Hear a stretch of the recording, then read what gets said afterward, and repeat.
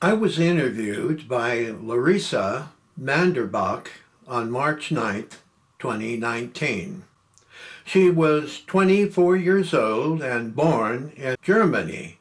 Larissa is a student of illustration and also works with her father at his art house seminar.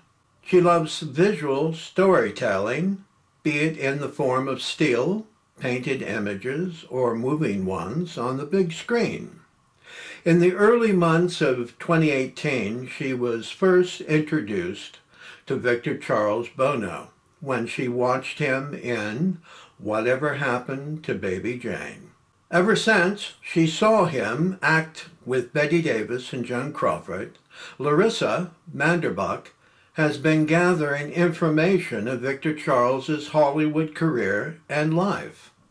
Out of the blue, she stepped into my life and she interviewed me about my experiences of when I lived with my Uncle Victor Charles in Encino, California, and other important issues surrounding his personal life.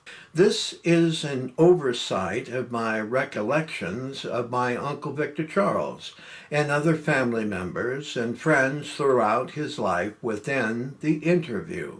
These are my opinions, and I hope I clarified them clearly and accurately because it's important that Victor Charles's career and life be substantially known and understood. Larissa's first questions to me were motivated by Ryan Murphy's mini-series production of Feud on March 5th, 2017. It was a reenactment of the filming of Whatever Happened to Baby Jane. Larissa Manderbach sparked the fuse that motivated me to write this book, and this is what was said in our interview. The voice that you will hear of Larissa's questions is my wife Sandra, because Larissa is in Germany and not here.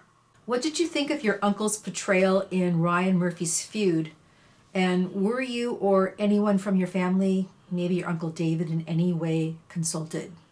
The actor who portrayed my Uncle Victor Charles in the Ryan Murphy series Feud is Dominic Burgess, and he happens to be a friend of mine on Facebook. Feud was premiered on television on March 5th, 2017. And it was a great surprise to me and other family members. I was very curious of how they would present Victor Charles within the story of producing Whatever Happened to Baby Jane. I lived with Victor Charles in Encino, California around 1965 when I was 13 years old, and I went to Castel Bortola Middle School. Victor Charles was 26 years old at that time, and it was 3 years after he performed in Robert Aldrich's Whatever Happened to Baby Jane. I remember him as a giant man, with a gentle spirit who spoke softly and walked gracefully throughout the house. Dominic Burgess was born in the same year Victor Charles died on New Year's Eve, 1982. Burgess has a similar physical stature like him and his soft-speaking voice, but what was missing was Victor Charles's cutting wit and quick, sharp tongue. You would never easily win a verbal debate toe-to-toe with him. He was just too damn smart to lose. Within Feud, they opened the closet of his homosexuality. I wasn't startled one bit by that raw sexual scene in the film, for I always knew he was gay. There were a few family members who frowned on that startling discovery in Feud, though. As for me, it was a reality seeing it being unburied after all these years, when leaving people guessing, is he gay or is he not? To my knowledge, there was no family member sought out to be a consultant of his life in Ryan Murphy's production of Feud. I guess my question is, even though it's a private topic and I feel kind of rude, are you sure he was gay? It's not rude of you asking if he was gay or not. Yes, he was. I believe so. And he kept it quiet. Was he attracted to women and did he take them out on dates? My answer is no. The only 3 women he cherished in his entire life were his mother, Myrtle Bell, his grandmother, Keller, called Granny Grunts, and Old Globe Theater costumer, Peggy Kellner. Peggy was a gem, talented, intelligent, and very personable, and she was one of his fondest friends. I once visited Peggy Kellner's home with her 4 or 5 dogs sitting around the floors in her historic haunted house. Yes, she did have a real haunted house. You mentioned to me that various people believe he was a ladies' man. Well, if he heard that, he'd have a jolly great laugh. The whole time I lived with him, he never had a girlfriend brought into his house. The only woman inside the house was his mother. My Uncle David Francis lived there, and he was 6 years older than me, and we shared the same bedroom directly off the kitchen. There also was an old black man named Sherman. He was as nice as can be, and he was the helper around the house, and his living quarters was outside in a long silver trailer. Victor Charles was not the type of gay man who flaunted and pranced proudly in people's faces. He was an amusing charmer, though, with witty barbs, tossing them around to keep people happy. Victor Charles was never in a closet or out of one, for that matter. But if someone ever cornered him on it, he probably would say, "Oh, what's the problem being gay? A kiss a kiss, a hug is a hug, lovers share intimacy, and I too want to be loved." I would like to keep talking about his upbringing and your family. Is it correct that his paternal grandparents were from Italy and his maternal grandmother from Ireland, while his maternal grandfather was from Germany?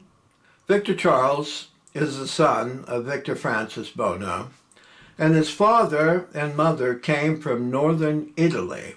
His mother is Myrtle Bell Keller, and her mother was Myrtle Class Keller, and her family came from Ireland, and her husband Carl Keller's family came from Germany. When I was 5 years old in 1957, I remember the Buono family living near South Mission Beach in San Diego, California. They had a quaint single-story house on Mission Bay. It was lovely and peaceful in those days. I remember when my father, mother, and my 2 sisters and I came to visit their house and we heard passionate voices coming from the kitchen. It was my grandmother, Myrtle Bell, who I always called Grandma Myrt, and my great-grandmother Myrtle Class Keller, who always called Granny Grunts, and they were sitting at the kitchen table having a jolly good fight over something that they soon forgot. The one thing I loved most about visiting their house was the energy and liveliness that filled every room. I loved being in the kitchen, especially when Grandma Myrt was cooking fried chicken and her wonderful out-of-this-world French fries.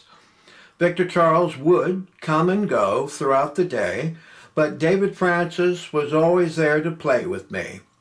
Step-grandfather Victor Francis was absent most of the time while working at his Bell's Bonds business in downtown San Diego.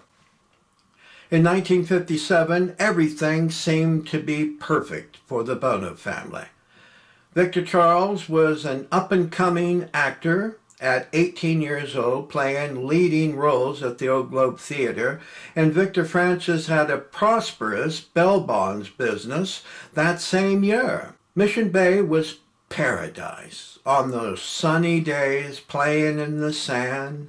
And when Victor Charles came running into the house and putting up the film screen to show his newest amateur movie for all of us to see, and it felt like the Academy Awards had arrived at the Buono house.